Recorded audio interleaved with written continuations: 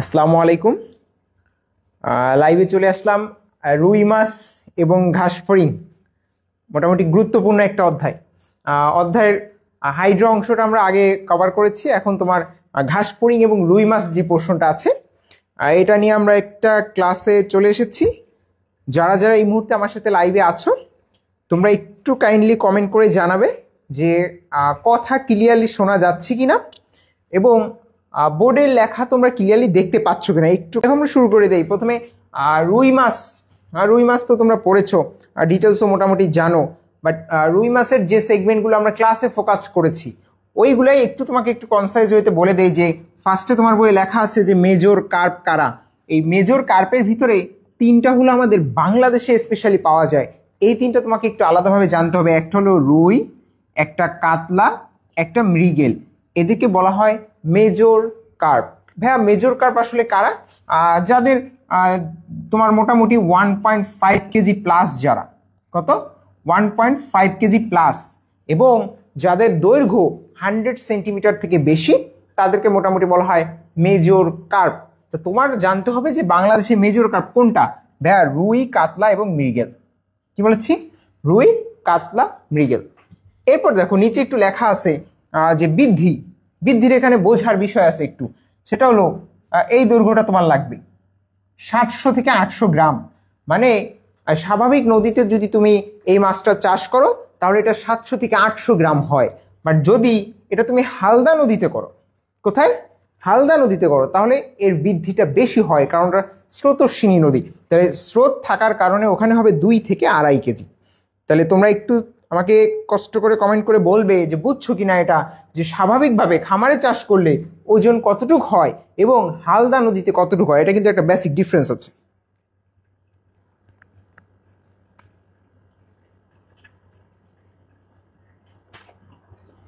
কথা কি বুঝতে পেরেছো? যে এখানে 700 আর 800 কখন দাগাবো, 2 থেকে 2.5 কখন দাগাবো, একটু বুঝে দাগাবে। হ্যাঁ, পরীক্ষার হলে আসলে হুট করে দাগাই দিও না।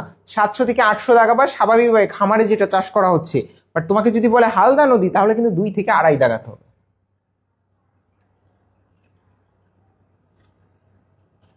এরপর চলে যাও তাপমাত্রার জিনিসটা আমরা ক্লাসে একটু ক্লিয়ার করেছি যে এখানে এই অধ্যায় মোটামুটি তোমার এটা সবারই মুখস্থ। 14 ডিগ্রি সেলসিয়াস তাপমাত্রা, যেটা এর নিচে রুই মাছ বাঁচে না। এটা ঠিক আছে, বাট তাপমাত্রা আরো একটা আছে রুই মাছে, সেটা হলো রুই মাছের প্রজনন তাপমাত্রা। ভাইয়া মনে রাখতে হবে 14 দুগুণে কত? 28। 14 দুগুণে 28। তাহলে মনে রাখতে হবে যে রুই মাছ বাঁচে না। এটা কিন্তু বিগত সালে আশা করছেন ডেটে যে 14 ডিগ্রি সেলসিয়াসের নিচে রুই মাছ কিন্তু বাঁচতে পারে না। বাট 14কে 2 দিয়ে গুণ দিলে কত হয়? 28। তাহলে মনে রাখতে হবে তোমার 24 থেকে 28 ডিগ্রি সেলসিয়াস এটা হলো রুই মাছের প্রজনন তাপমাত্রা। তাহলে রুই মাছ বাঁচতে পারে না বললে তোমার দাগাতে হবে 14 ডিগ্রি সেলসিয়াসের নিচে।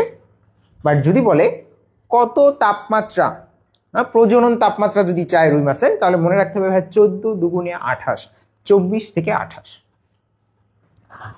এরপর দেখো রুই মাছের বসতি আমরা অলরেডি বলে ফেলেছি যে হালদা নদীতে রুই মাছের প্রাকৃতিক প্রজনন হয়। তা হালদা নদীতে আমরা ডিটেলস পড়ি, মোটামুটি সবারই মুখস্থ। হালদা নদী 95 কিলোমিটার, জানি না আমরা? হালদা নদী 95 কিলোমিটার। আর তোমরা এটা সাধারণ জ্ঞানে আমার থেকে আরো ভালো জানো যে এটা আসলে খাগড়াছড়ির বদনাতলি থেকে উৎপত্তি লাভ করেছিল। ওখান থেকে উৎপত্তি লাভ করে কর্ণফুলীতে গিয়ে মিলিত হয়েছে। তাই এটা তোমরা জানো সব থেকে খরস্রোতা নদী হলো তোমার কর্ণফুলী। তা হালদা নদীটা একটু পড়বে যে এটা হলো প্রাকৃতিক প্রজনন হয়। এবং হালদা নদীকে প্রাকৃতিক জিন ব্যাংক সমৃদ্ধ মৎস্য খনি, গোল করে ট্রিপল স্টার, এই মৎস্য খনি এবং হালদা নদী গোল করে ট্রিপল স্টার দিতে হবে কথাটা। হালদা নদীকে আমরা মৎস্য খনি হিসেবে অভিহিত করি, এটা গোল করে ট্রিপল স্টার।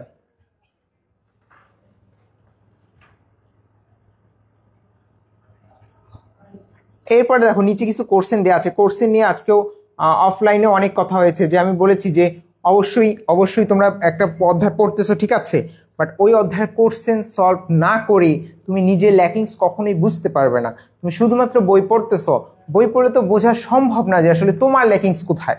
আর তোমার ল্যাকিংস কোথায় এটা তো আমিও বলতে পারবো না। আমি তো অ্যাজ এ হোল তোমাকে সবটাই মেন্টরিং করতেছি, বাট তোমার স্পেসিফিক ল্যাকিংসটা যে কোথায়, সবার ল্যাকিংস তো এক জায়গায় না। তোমার ল্যাকিংস কোথায় এটা বোঝার জন্য ফার্স্ট অফ অল বই যখন তুমি পড়লে বই পড়ার পর তোমাকে একটু কোশ্চেন থেকে গো থ্রু করতে হবে। যেমন তুমি এটা যখন কোশ্চেন সলভ করতেছো, কত ডিগ্রি সেলসিয়াস তাপমাত্রার নিচে রুই মাছ বাঁচতে পারে না, আর ডেন্টাল ভর্তি পরীক্ষা 4-5 সেশনে কিন্তু এসেছে। তো এটা যখন তুমি সলভ করতেছো, লাইক তুমি এখানে ঘুলিয়ে ফেলতেছো 14 দাগাবো না 16 দাগাবো, তার মানে বুঝতে হবে যে তাপমাত্রার কনসেপ্টটা আপনার ক্লিয়ার না, ওটা ক্লিয়ার করতে হবে। তো এটা তো আমরা কেবল পড়লাম 14। এরপর দেখো বাংলাদেশের কোন নদীতে রুই মাছের প্রাকৃতিক প্রজনন হয়, তোমরা পারো, কেবলই পড়লাম হালদা। মৎস্য খনি কোন নদীকে অভিহিত করা হয়, হালদা। এরপর দেখো রুই মাছের শ্রেণীর নাম, রুই মাছের বর্গের নাম, নিচের কোনটি কার্প জাতীয় মাছ নয়, দেখো একটু আগে বলছি রুই, কাতলা, মৃগেল, হ্যাঁ মেজর কার্প জাতীয় মাছ। এরপর দেখো এখান থেকে যখন তুমি কোশ্চেন সলভ করতে আসলে যে ডিউটে কোশ্চেন এসেছে বর্গ রুই মাছের শ্রেণী, তাহলে তোমার একটু কষ্ট করে বর্গ এবং শ্রেণীটা পড়ে আসতে হবে। দেখো এর আগে কিন্তু এই জায়গায় এক জায়গায় করা আছে, খেয়াল করেছো কিনা, এবং কবে কোন সেশনে কোশ্চেন এসেছে এটা কিন্তু সিএম ভাই খুব সুন্দর করে পাশে অ্যাড করে দিয়েছে। তো এখানে দেখো তোমার এই যে দেখো সাব ফাইলাম কোনটা, ফাইলাম কোনটা, কোশ্চেন আসছে কোনটা। অ্যাক্টিনোপটিজি ক্লাসটা অবশ্যই পড়ে যাবে, অ্যাক্টিনোপটিজি, হ্যাঁ এদের রে ফিন ফিস্ট বলা হয় বা রশ্মিযুক্ত পাখনা বলা হয়, এখান থেকে নামটা আসছে অ্যাক্টিনোপটিজি। তো এটা অবশ্যই পড়ে যাবে। ফ্যামিলিটা আমি বলবো একটু পড়ে যাবে, স্পেসিস তোমাদের লাগবে না, জেনাস স্পেসিস এটা তোমরা পারবা। ফাইলামটা পড়ে যাবে যে কর্ডাটা। তো মোটামুটি এখান থেকে এগুলা দেখলে একটা আইডিয়া পাবা, আর নিচে যে কোশ্চেনগুলো আছে কোশ্চেনগুলো সলভ করে যাবা।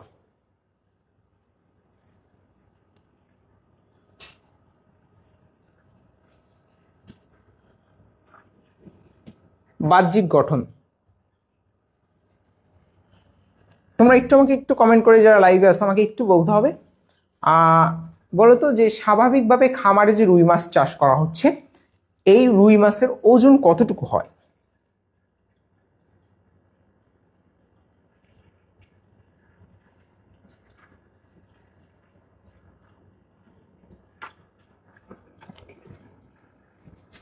কতটুকু হয় এটা একটু কমেন্ট করতে হবে। আর এরপর দেখো আমরা রুই মাছের বাহ্যিক গঠন, আর রুই মাছের একটা ছবি দেখলে ভালো হতো, বা তোমাদের বই পাশে আছে, বই একটু ছবিটা দেখো।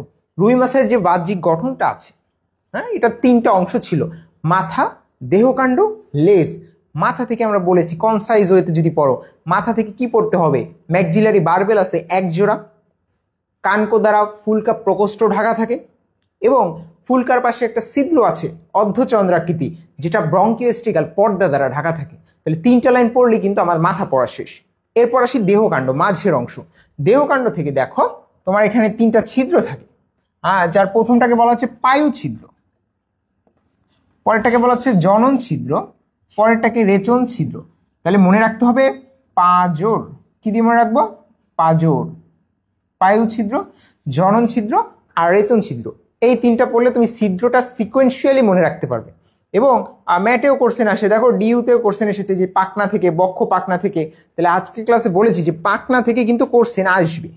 অনেকেই কমেন্ট করেছো, সাদি ইয়াসমিন দিয়া বলছো 700 থেকে 800, স্নেহা বলেছো 700 থেকে 800, স্নেহাকে ক্লাসে দেখি নাই। ফয়সাল মাহমুদ ফাহিম 700 থেকে 800, স্বপ্নলোকের রাজকন্যা 700 থেকে 800, মুসলিমা আক্তার 700 থেকে 800, তাসলিমা খাতুনও বলেছে 700 থেকে 800। ওয়েল ফাইন, এখানে 700 থেকে 800। আর যদি বলতাম হালদা নদী তাহলে কত? 3টা কমেন্ট করো দেখবো। নিচে দেখো পাঁজর, পায়ু, জনন ছিদ্র আর রেচন ছিদ্র। এরপর আসো পাকনা, দেহকাণ্ডে পাকনা থাকে না, এই পাকনা আমাদের পড়তে হবে, কারণ পাকনা আমি বলেছি পাকনা এবং আইস থেকে কোশ্চেন আসবে। খেয়াল করো, এটা মনে করো একটা রুই মাছ, যথেষ্ট ভালো হয়েছে। এখন রুই মাছের যে পাখনা আছে, পাখনাকে 2টা ভাগে ভাগ করা হয়, একটা যুগ্ম পাখনা, একটা অযুগ্ম পাখনা, হ্যাঁ একটা জোড় একটা বিজোড়। তাহলে এখন অযুগ্ম পাখনা যেগুলো আছে, দেখো এখানে লিখেছে যে অযুগ্ম পাখনা, একে লিখেছে যুগ্ম পাখনা, তাহলে যুগ্ম আছে অযুগ্ম আছে, ওকে ফাইন। অযুগ্ম পাখনা মনে রাখতে হবে 3টাই প, কি 3টাই প, আর বাকি যারা আছে যুগ্ম পাখনা। তাহলে যুগ্ম পাখনা 2টা, দেখো একটা বক্ষ পাখনা আর একটা শ্রোণী পাখনা। আর অযুগ্ম পাখনা হলো বলেছি কি সব প দিয়ে, মানে যদি এসে পুচ্ছ পাখনা, পায়ু পাখনা, পৃষ্ঠ পাখনা, প দিয়ে যাই আসুক সেটা হবে তোমার অযুগ্ম পাখনা। কি হবে? অযুগ্ম পাখনা। ওকে ফাইন, এটা অযুগ্ম। এই যে দেখো পাকনা রশ্মি কয়টা, এটা তোমার কোশ্চেন আসে। পাকনা রশ্মির সংখ্যাটা দিয়ে ইনভ্যারিয়েবলি কোশ্চেন আসে, তো এটা আমি বলেছি যেটা অলওয়েজ মুখস্থ রাখতে হবে। ফার্স্টে তোমার আছে পৃষ্ঠ পাকনা, পৃষ্ঠ মনে রাখবে, পৃষ্ঠ 15, কি বলেছি, পৃষ্ঠ 15 মনে থাকবে না। শ্রোণী লাস্টে ন আছে, ক্লাসেও বলেছি যে শ্রোণী বললে 9, শ্রোণী বললে কত, শ্রোণীতে 9, পৃষ্ঠ 15, শ্রোণীতে 9। এরপর দেখো পুচ্ছ পাকনা, এই পুচ্ছ পাকনা হলো প্রধান চলনাঙ্গ, সুপার ইম্পর্টেন্ট যে প্রধান চলনাঙ্গ কোনটা, এটা কিন্তু পুচ্ছ পাকনা। তাহলে অবশ্যই তোমাকে জানতে হবে যে পুচ্ছ পাকনা যেহেতু প্রধান চলনাঙ্গ, এত বড় একটা লেজ, তাহলে এইটার পাকনা রশ্মির সংখ্যা সব থেকে বেশি, কত, 19, কত, 19টি। তাহলে পুচ্ছ পাকনা 19টি পাকনা রশ্মি। বাট যদি বলে পায়ু পাকনা, পচা কথা, তাহলে পায়ু বললে তোমার দাগাতে হবে যে 7টি পাকনা রশ্মি, এটা সব থেকে কম। আর বাদ থাকলেও বক্ষ, বক্ষ মানে কি, বুক। হ্যাঁ, আলফাজ ভাইকে বুকে কষ্ট দিয়ে আজকে ক্লাসে পড়িয়েছি, আলফাজ ভাইয়ের বুকে কষ্ট দিয়ে তার প্রিয়সী চলে গিয়েছে কত বছর বয়সে, সুইট 16, 16 বছর বয়সে। তাহলে বক্ষ পাকনা বললে দাগাবো কিন্তু 16, মানে 16 থেকে 17, বাট পৃষ্ঠ বললে কিন্তু 15 থেকে 16, বুঝে দাগাতে হবে, ভুল করিও না। আর পায়ু বললে 7, পুচ্ছ বললে 19। লেজ, লেজ রুই মাছের প্রধান চলন অঙ্গ, একাধিকবার বলেছি লেজ রুই মাছের প্রধান চলন অঙ্গ। এদের আইসের প্রকৃতি কেমন, সাইক্লয়েড। এই সাইক্লয়েড একটু ডিটেলস করতে হবে আইসটা নিয়ে। এই যে আইস, দেখো ওদের আইসটা তো দেখতে গোলাকার, এই গোলাকারের যেটা সেন্টার, এটাকে বলা হয় ফোকাস বা নিউক্লিয়াস। কি বলে, ফোকাস বা নিউক্লিয়াস। ওকে ফাইন, ফোকাস বা নিউক্লিয়াস। এরপর এখানে অনেক বৃত্তাকার রেখা আছে, সার্কেল, তো এই যে একে বলা হয় সার্কুলাস। কি বলা হয়, সার্কুল আস, এক বচনে আচ, তাহলে এটাকে বলা হয় সার্কুলাস। Okay fine. তবে এটা বাদেও দেখবা যে ওখানে আরো অনেক গোল ছিল, তুমি খেয়াল করেছো কিনা বইয়ে পড়ার সময়, এরকম কিছু কিছু গোল ছিল বড়, হ্যাঁ, মানে স্বাভাবিকের থেকে মোটা, হ্যাঁ, স্বাভাবিকটার মতো না, মোটা। তাহলে স্পষ্ট এবং মোটা যেগুলো ছিল তাদেরকে বলা হয় অ্যানুলাস, মানে অ্যানুয়াল বা বার্ষিক থেকে নাম হয়েছে অ্যানুলাস, অ্যানুলাস। Okay fine. তাহলে সার্কুলাস, অ্যানুলাস। তাহলে সার্কুলাস হলো বৃত্তাকার রেখাগুলো, এর ভিতরে যেগুলো স্পষ্ট এবং মোটা তাকে তুমি বলবে অ্যানুলাস। ওকে, আর কেন্দ্রকে বলবে তুমি ফোকাস আর নিউক্লিয়াস। এখন কথা হয়েছে এই যে অ্যানুলাস, অ্যানুলাস কথা এসেছে অ্যানুয়াল থেকে, অ্যানুয়াল মানে বার্ষিক, হ্যাঁ বার্ষিক, এটাকে বার্ষিক বৃদ্ধি রেখাও বলা হয়। কাকে, অ্যানুলাসকে, নট সার্কুলাস, অ্যানুলাস। তাহলে এবার তুমি দেখো ফোকাস, ফোকাস পেয়েছো, সাইক্লয়েড। এরপরে দেখো তোমার পার্শ্ব রেখা যেটা আছে, একটু দেখবা যে লেখা আছে তোমার অ্যানুলাস, সার্কুলাস, কেন্দ্রকে বলে ফোকাস। এবং এখানে একটা ট্রিপল স্টার দ্বারা কোশ্চেন আছে, সেটা হলো কোন সময় আইসের বৃদ্ধি হয়, গ্রীষ্ম থেকে বসন্তকাল। যে কোনো কিছুর বৃদ্ধি কখন হয়, গ্রীষ্ম থেকে বসন্তকাল। কারণ গ্রীষ্মকালে তোমার টেম্পারেচার কোনো কাজে ব্যয় হচ্ছে না, বাট শীতকালে তোমার বডিতে বলেছি যে হিট জেনারেশন করতে করতেই কিন্তু মেজরিটি একটা পোর্শন তোমার ব্যয় হয়ে যাচ্ছে। তাহলে তোমার মনে রাখতে হবে যে কখন বৃদ্ধি হয় বললে গ্রীষ্মকাল লাগাতে হবে। তবে এখানে আরেকটার সাথে তুমি ঘুলিয়ে ফেলতে পারো, সেটা হলো গ্রীষ্মকালে বৃদ্ধি হয় ঠিক আছে, বাট রুই মাছের প্রজনন ঋতু কোনটা, কি বলেছি, রুই মাছের প্রজনন ঋতু বললে কিন্তু রোমান্টিক ওয়েদার, তখন কিন্তু বর্ষাকাল লাগাতে হবে, বর্ষাকাল। এবং এটা যদি তোমার বর্ষাকাল না বলে যদি মাসের নাম দেয়া থাকে তাহলে কিন্তু তোমাকে পারতে হবে বাংলাদেশে জুন জুলাই, কি বলেছি, জুন জুলাই। তাহলে প্রজনন কাল বললে বর্ষাকাল, জুন জুলাই। বাট যদি বলে যে বৃদ্ধি কখন, তাহলে কিন্তু বসন্ত ও গ্রীষ্মকাল। পুচ্ছ পাকনা 19, পায়ুতে 7, সাইক্লয়েড আইস, তাসলিমা লিখেছে আইস সাইক্লয়েড। ওকে, এরপর দেখো পার্শ্বরেখা বা ল্যাটারাল যে লাইন আছে, পার্শ্বরেখার একটা কাজ আছে, সেটা হলো পানির রাসায়নিক প্রকৃতি তারা নির্ধারণ করতেছে। লোড হোক, বাট মনে রাখবা যে পার্শ্বরেখা পিএইচ, পার্শ্বরেখাতে মনে রাখা যায় না, পিএইচ এর সাথে রিলেটেড না, তাহলে পার্শ্বরেখা পিএইচ। তাহলে পিএইচ কি করে, এটা অম্ল না ক্ষার, এটা জাজ করে। তাহলে ওকে ফাইন। তাহলে পার্শ্বরেখার কাজ কি, দেখো পানির গুণাগুণ নির্ধারণ করা, এই যে পার্শ্বরেখা বা ল্যাটারাল যে লাইন আছে এর কাজ পানির গুণাগুণ নির্ণয় করা। আমরা এভাবে মনে রাখি যে পার্শ্ব পিএইচ, পিএইচ দিয়ে পানির গুণাগুণ নিয়ন্ত্রণ করে। এবং স্পর্শ ইন্দ্রিয়ের কাজ করে, সুপার ইম্পর্টেন্ট, যে এই যে পার্শ্বরেখা ছিল এটা স্পর্শ ইন্দ্রিয়ের কাজ করে, ট্রিপল স্টার দিবে স্পর্শ ইন্দ্রিয়ের পাশে। এটা অলরেডি আমরা নিচেটা পড়ে ফেলেছি। কার পাখনারশ্মি কয়টা, কোন সময় কি হয়, সময়ের কনফিউশন আমরা দূর করেছি। কিন্তু আইস কি ধরনের, পুচ্ছ পাখনা কোন ধরনের, জানো তো, হোমোসার্কাল, দেখতে দুটোটা একই। কয় ধরনের যুগ্ম অযুগ্ম পড়া হয়ে গেছে। ল্যাটারাল লাইন সংবেদী অঙ্গ হিসেবে কোন প্রাণীতে কাজ করতেছে, রুই মাছ, পিএইচ দিয়ে মনে রেখেছি। বলো তো, এটা কমেন্ট করো তো পারলে, দেখি কে পারবা। সেটা হলো রুই মাছের বক্ষ পাখনায় পাখনা রশ্মি কয়টা, কে পারবা? রুই মাছের বক্ষ পাখনায় পাখনা রশ্মি কয়টা? রুই মাছের বক্ষ পাখনায় পাখনা রশ্মি কয়টা? সাদিয়া ইয়াসমিন দিয়া বলেছে প্রজনন বর্ষা, জুন জুলাই, হ্যাঁ বৃদ্ধি গ্রীষ্ম বসন্ত। Okay fine.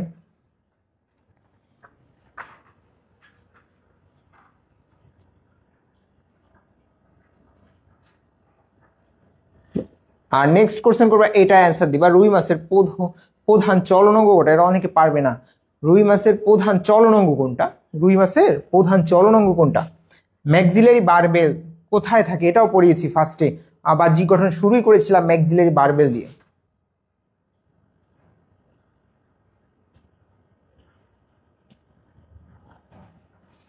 রুই মাছের রক্ত সংবহনতন্ত্রটা আমাদের একটু বুঝতে হবে। হ্যাঁ, হৃৎপিণ্ডটার গঠন না বুঝলে পরে মুখস্থ করে পারা যায় না।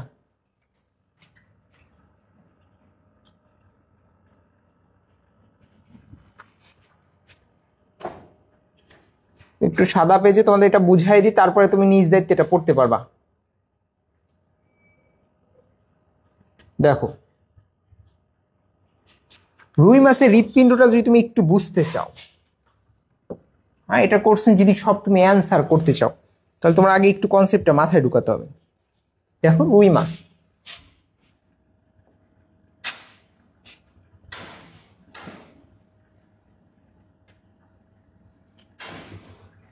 একটু ল্যাগ করতেছে, বাট রুই মাছের টোটাল প্রকোষ্ঠ আছে কয়টা?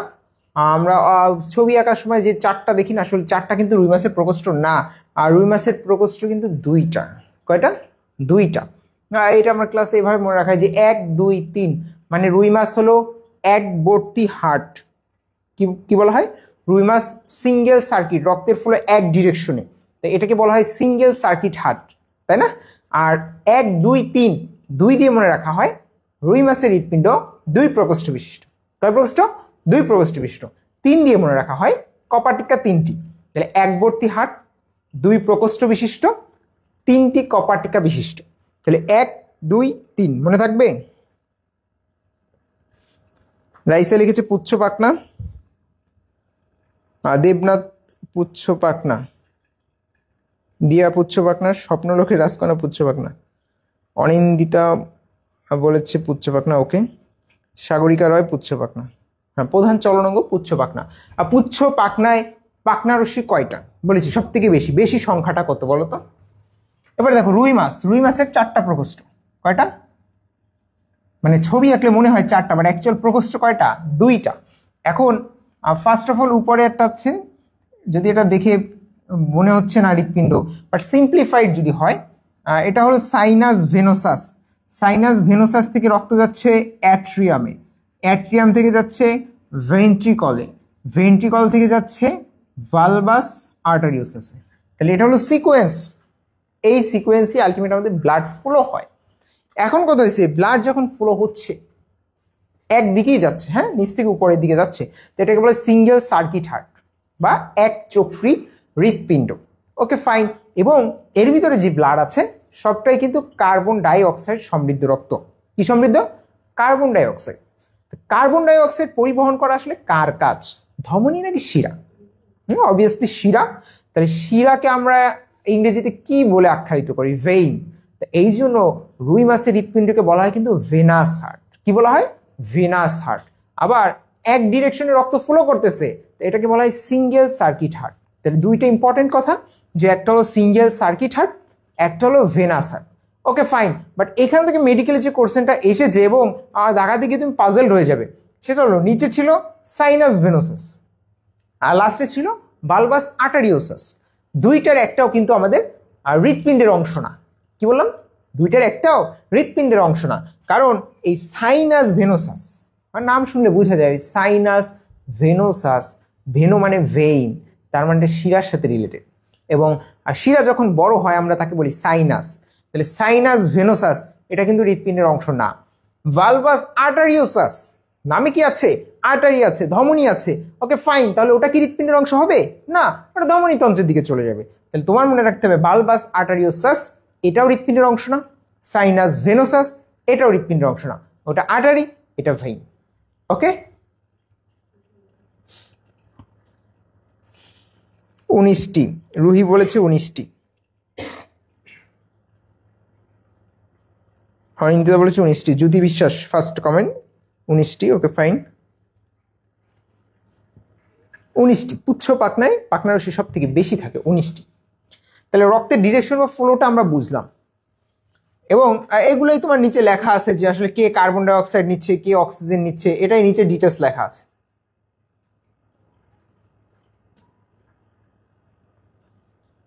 দেখো তাহলে এখন যদি তুমি কোশ্চেন সলভ করতে চাও যে রুই মাছের হৃৎপিণ্ড কয় প্রকোষ্ঠ বিশিষ্ট, অনেকে ভাবে যে 4টা দাগাবো না 3টা দাগাবো।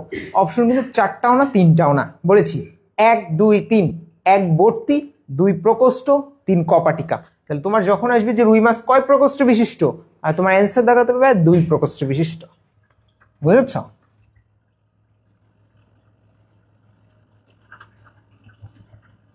এই যে ভেনাস হার্ট কোথায় পাওয়া যায়, পারবো না? এবার ধমনীতন্ত্র। ধমনীতন্ত্র তোমাদের বইয়ে একটা ছবি দেয়া আছে, তোমরা আগে দেখেছি কোশ্চেন গুলো পারো কিনা। কোশ্চেন পারলে আমি বুঝবো যে এটা ডিটেলস মনে হয় প্রয়োজন নেই, আর যদি কোশ্চেন অ্যান্সার না পারো তাহলে একটু ডিটেলস হয়তো তোমাকে বোঝাতে হবে ধমনীতন্ত্র নিয়ে। বলো তো বহির্বাহী ব্রঙ্কিয়াল ধমনী কয়টা আছে? বহির্বাহী ব্রঙ্কিয়াল ধমনী, তাহলে বুঝবো যে তোমরা চিত্রটা বুঝেছো। আর চিত্রে 4টা আছে মানে অ্যান্সার কিন্তু 4 না। তা বহির্বাহী ব্রঙ্কিয়াল ধমনী কয়টি, এটা একটু কমেন্ট করতে হবে।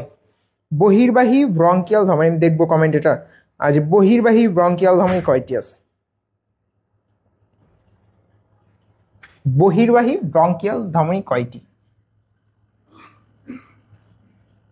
এই যে রুই মাছের বহির্বাহী ব্রঙ্কিয়াল ধমনী কোন রক্ত বহন করে, ব্রঙ্কিয়াল ধমনী কয়টি, অন্তর্বাহী ব্রঙ্কিয়াল ধমনী বাহিত রক্ত সমৃদ্ধ কি থাকে।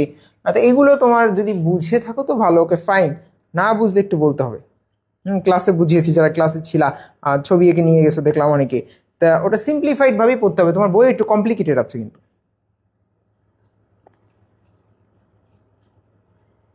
4 জোড়া দিয়া ফার্স্ট কমেন্ট করেছে, 4 জোড়া। ওকে বহির্বাহী ব্রঙ্কিয়াল ধমনী 4 জোড়া মেনে নিলাম। সবাই কি একমত? ইয়েস 4 জোড়া।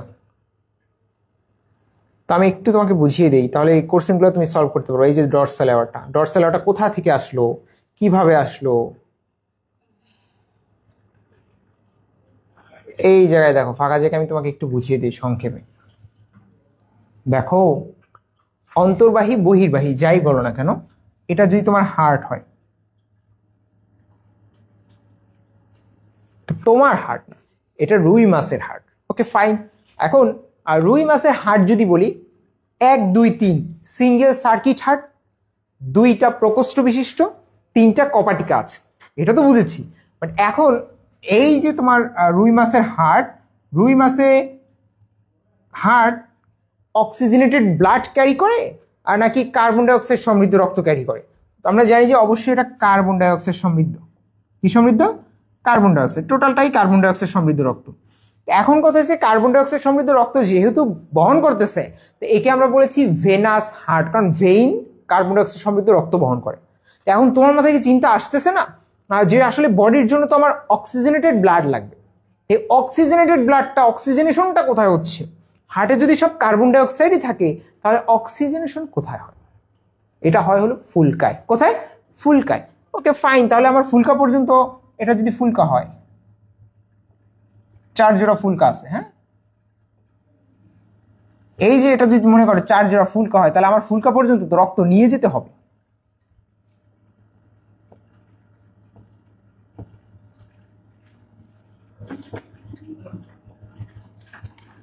যারা ফুলকায় রক্ত নিয়ে যাচ্ছে তাদেরকে বলা হয় অ্যাফারেন্ট আর্টারিওল। কি বলা হয়? Afferent arteriole. তাহলে 4 জোড়া ফুলকা বা 8টি যেহেতু ফুলকা, তাহলে তোমার অ্যাফারেন্ট আর্টারিওলও হতে হবে 8টি। Okay fine. এরপর এখানে অক্সিজেনেশন হয়। কি হয়?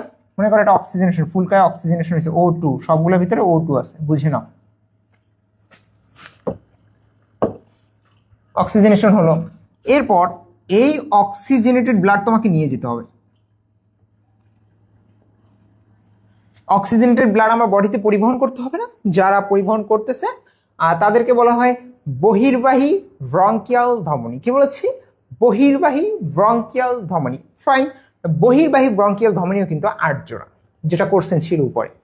এরা পরস্পর পাশে যুক্ত হয় যেটার সাথে, তাকে বলা হয় ল্যাটারাল বা পার্শ্বীয় ধমনী, ল্যাটারাল অ্যাওয়ার্টা।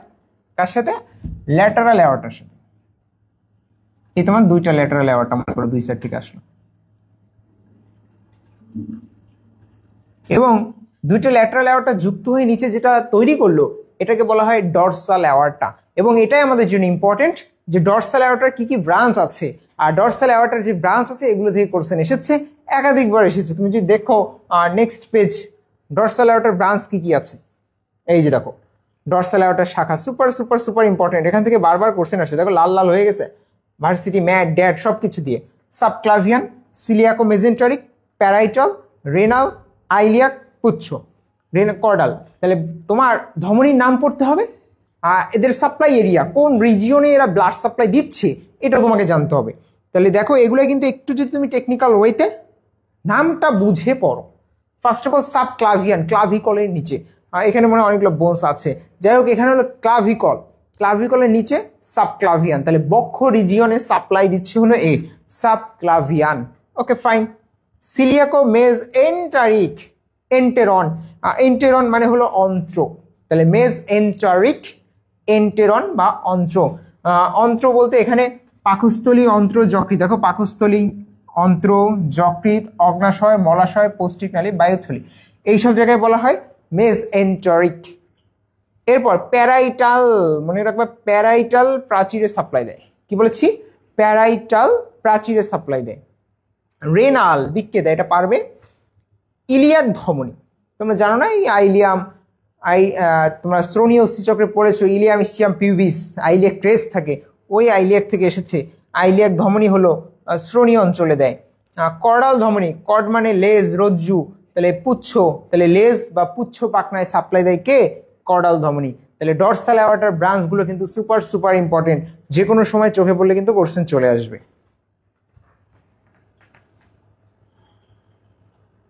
এরপর তুমি এই কোশ্চেনগুলো যদি সলভ করো, নিজ দায়িত্বে করবা, দেখো পারবা। রুই মাছের অন্ত্রে কে পরিবহন করে? রুই মাছের অগ্নাশয়ে কে করে? যাই বলুক না কেন, সিলিয়াকো মেজেন্টারিক, এন্টেরনের সাথে রিলেটেড।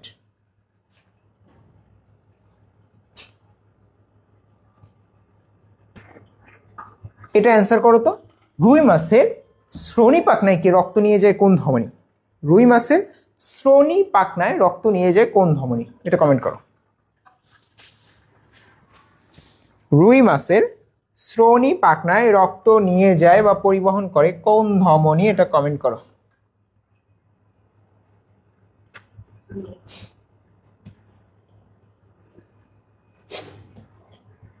এরপর শিরাতন্ত্র, শিরাতন্ত্র আমরা একটু সিম্পলিফাইড ওয়েতে পড়তে চাই, এটা লাস্টে সাদা পেজে আমি লিখে দিব, ওভাবে তোমার বইয়ে লিখে নিবে, হ্যাঁ, নাহলে শিরাতন্ত্র বই পড়ে একটু উদ্ধার করা কষ্ট। তারপর চলে যাও বায়ুথলিতে। প্যারাইটাল প্রাচীর, কর্ডাল লেজ, সাগরিকারয় ফুলকায়, কার্বন ডাইঅক্সাইড সমৃদ্ধ রক্ত, তসলিমা লিখেছে 8টি, 4 জোড়া, রুহি 8টি, সুভাত মুন 8টি, দিয়া লিখেছে 4 জোড়া, অনিন্দিতা 8টি, স্নেহ লিখেছে 8টি। ওকে ফাইন, 8টি। এরপর দেখো বায়ুথলি, আমার কেন জানি মনে হচ্ছে বায়ুথলি থেকে একটা কোশ্চেন চলে আসবে, বারবার বলছি কিন্তু এই কথা যে বায়ুথলি থেকে যে কোনো সময় আসবে আসবে করে আসতেছে না, কোশ্চেন চলে আসবে। সেটা হলো বায়ুথলির ছবি আছে তোমার বই একটা, দেখেছো? ওই যে বায়ুথলির ছবিটা ছিল, অন্য নালীর সাথে বায়ুথলির একটা কানেক্টিং টিউব ছিল, নল ছিল। ছবিটা তুমি একটু বই বের করে দেখবা যে অন্য নালী নিচে আছে, উপরে বায়ুথলি আছে, কানেক্টিং একটা টিউব আছে, রাইট? ওইটাকে বলা হয় নিউমেটিক নালী। কি বলা হয়? নিউমেটিক নালী। তাহলে বায়ুথলির সাথে অন্য নালী সংযুক্ত করে কে? নিউমেটিক নালী। Okay, totally cool and fine. But ওর নিচেই কৈশক জালিকার মতো অনেকগুলো কালো কালো দাগ আছে আপনার বইয়ে। তাহলে মনে রাখতে হবে বায়ুথলির সাথে সংযুক্ত কৈশক জালিকা বললে তাহলে কিন্তু অ্যান্সার দাগাতে হবে রেটিয়া মিরাবিলিয়া বা রেটি মিরাবিলি। তাহলে কৈশক জালিকা, জালিকা মানে রেটি, তাহলে রেটি হলেই মানে হলো জাল পেঁচানো। হ্যাঁ, রেটি টেস্টিস পড়েছো না? রেটি মিরাবিলিয়া। তাহলে রেটি বললে জালিকা, জালিকা বললে রেটি। আর যদি নালীটা বলে ওটা হলো নিউমেটিক নালী। কি বলেছি? নিউমেটিক নালী, মনে থাকবে? তাহলে ওটা কিন্তু নিউমেটিক নালী আর ওটা রেটি মিরাবিলিয়া। আর বায়ুথলি অন্তঃকরণের সাথে যুক্ত থাকে একটা ছোট অস্থি দিয়ে। অস্থিটার নাম হলো ওয়েভেরিয়ান অসিকল। কি? ওয়েভেরিয়ান অসিকল। আমার সাথে সাথে বলো তো কি বলেছি? ওয়েভেরিয়ান অসিকল বলতেছো না, বলো ওয়েভেরিয়ান অসিকল। তাহলে তিনটা কথা, ওয়েভেরিয়ান অসিকল, নিউমেটিক নালী আর রেটিয়া মিরাভিলিয়া। এই তিনটা থেকে ইনশাল্লাহ যে কোনো ডাক্তার সাথে যখন কোশ্চেন করতে যাবে, চোখ যদি এই জায়গায় পড়ে যায় ওরা কিন্তু কোশ্চেন হয়ে যাবে। ট্রিপল স্টার দিয়ে রাখো বায়ুথলি জায়গাটাতে।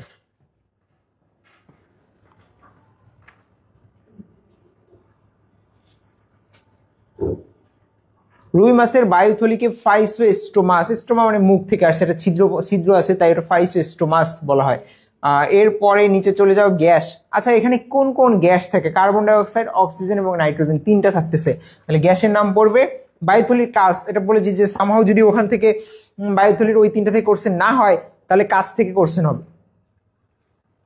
এখন এই কাজ কি দিয়ে মনে রাখবা? আপোষ দিয়ে মনে রাখতে বলেছি। কি দিয়ে? আপোষ। হ্যাঁ, সরি আ প স। তোমার বইয়ে যেটা আছে একটু কষ্ট করে পাশে আপোষ লেখো, নিজে পড়লেই পারবে। যে প্রতিধ্বনি সৃষ্টি, প্লাবতা রক্ষা, অভিযোজন ক্ষমতা সম্পন্ন, স্বরে আ প এবং স দিয়ে সব আপোষ।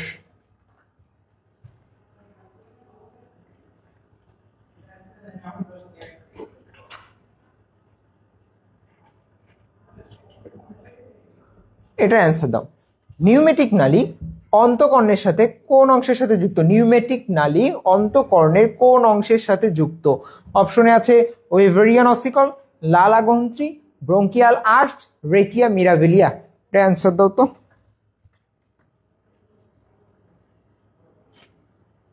লাস্ট টপিক রুই মাছের, রুই মাছের প্রজনন।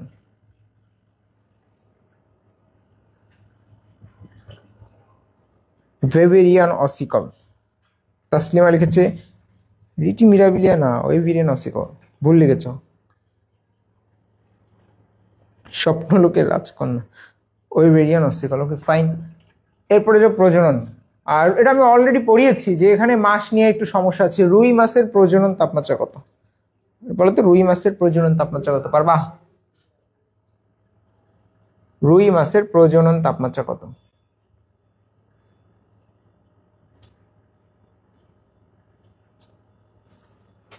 এটা যদি অ্যান্সার দেওয়া হয় তাহলে বলতে হবে যে রুই মাছের প্রজনন তাপমাত্রা কমেন্ট করেছো। এরপর তোমার মনে রাখতে হবে যে রুই মাছের প্রজনন সময়টা কখন? প্রজনন সময়টা কখন?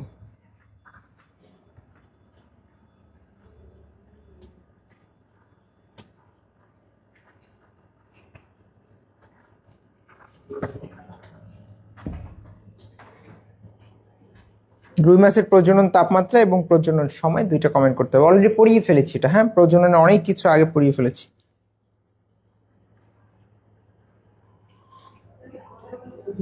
এরপর রুই মাছের প্রজননে যে অংশটা অনেক সময় স্কিপ হয়ে যায় এটা পড়তে হবে নিষেক। হ্যাঁ, এখানে নিষেকটা আসলে কেমন? বডির বাইরে হচ্ছে যেহেতু, তাই এটাকে বলা হয় বহি নিষেক। এতে ডিমের বর্ণ কেমন? গোলাকার, লালচে। হ্যাঁ, আর ডিমের ধরন, এটা পানির ভিতরে দিলে এটা ডুবে যায়, তাহলে ডিমার্সাল। এই যে ডুবে যায় হলে ডিমার্সাল। ডিমের ব্যাসটা পড়ে যাবে 4.1 থেকে 4.8 এবং ট্রিপল স্টার দিবে যে নিষিক্ত হওয়ার কতক্ষণ পরে ক্লিভেজটা শুরু হচ্ছে। Super super super important. 30 থেকে 45 মিনিট। 30 থেকে 45 মিনিট নিষিক্ত হওয়ার পরে এটা ক্লিভেজ শুরু হয়, মনে রাখবে। তাহলে ক্লিভেজ শুরু হয় কখন? তাহলে 30 থেকে 45 মিনিট পরেই নিষেকের। এরপর দেখো ক্লিভেজের ফলে সৃষ্ট কোষটাকে কি বলেছো? ব্লাস্টোমিয়ার। ব্লাস্টোডার্ম থেকে ভ্রূণ এবং পেরিব্লাস্ট থেকে কুসুম। তাহলে কোথা থেকে ভ্রূণ, কোথা থেকে কুসুম একটু বুঝে পড়ে যাও।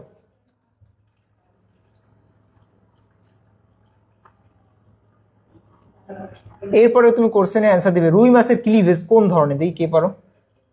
অ্যান্সার দেখবা না, অ্যান্সার না দেখে দাও।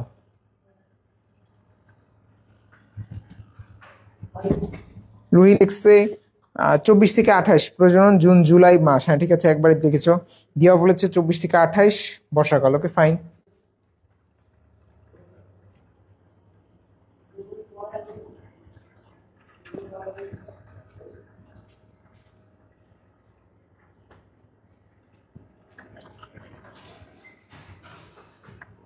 এরপর দেখো রুই মাছের যে জীবনচক্র, আর রুই মাছের জীবনচক্র মনে রাখাটা কিছুটা তুলনামূলক কঠিন।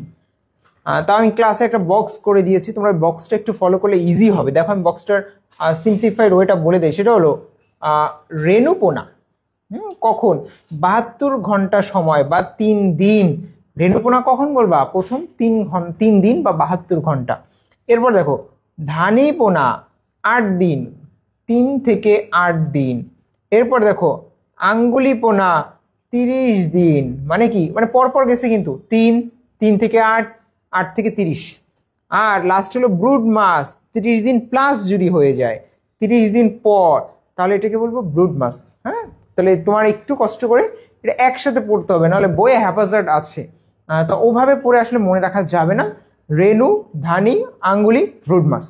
কত কত 3, 8, 30, 30 প্লাস। কি বলেছি, 3, 8, 30, 30 প্লাস, 3, 8, 30, 30 প্লাস। এরপর দেখো এদের দৈর্ঘ্যটা একটু কষ্ট করে পড়ে যেতে হবে। সেটা হলো, এটা হলো 7 ন্যানোমিটার। আমি একটু অন্য কালি দিয়ে দেই। দেখো এটা হলো 7 মিলিমিটার, ঠিক আছে। তারপর এটা 12 মিলিমিটার, তারপর এটা 30 মিলিমিটার। এই যে আছে 30 মিলিমিটার।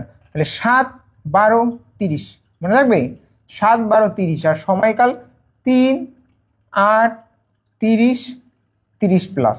তাহলে এতটুকু পড়লে কিন্তু মোটামুটি বেসিক ইনফরমেশনগুলো তোমার মুখস্থ হয়ে যাবে। ক্লিভেজ কোন ধরনের, রাইসে লিখেছে মেরোব্লাস্টিক, তাসলিমা লিখেছে মেরোব্লাস্টিক। ওকে ফাইন, ঠিক আছে, মেরোব্লাস্টিক ছিল কিন্তু।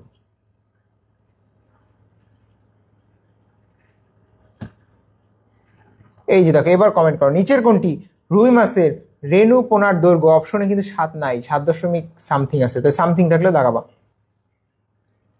এটা ডাক্তার স্যারের চোখে বলে কোশ্চেন হয়ে যাবে। রুই মাছের লার্ভার কত ঘন্টা পর স্পর্শভাবে চোখের উপস্থিতি বোঝা যায়, বইয়ে আছে 12 ঘন্টা পর। এবার মোটামুটি যে ইম্পর্টেন্ট ইনফরমেশনগুলো আছে সিয়াম্বা এক জায়গায় করেছে, একবার একটু রিভাইজ দিয়ে নিবে। আর অ্যাডিশনাল যে ইনফরমেশন সেটা এক্সক্লুসিভ বলে এক্সক্লুসিভ ইনফরমেশনের আন্ডারে আছে। তাহলে রুই মাছের বেসিক ইনফরমেশন এতটুকু। এখন যতটুকু পড়িয়েছি 30 সেকেন্ড টাইম, একবার একটু রিভাইজ দিয়ে ফেলো। রুই মাছের যতটুকু পড়িয়েছি বেসিক ইনফরমেশনগুলো একবার একটু রিভাইজ দাও। 7 মিলিমিটার, অনিন্দিতা এক্সাক্ট বলেছে 7.8 মিলিমিটার।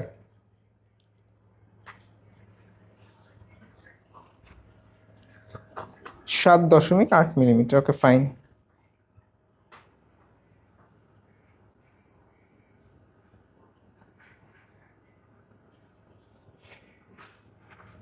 তাড়াতাড়ি পড়ো, রিভাইজ দাও, পড়া ধরব।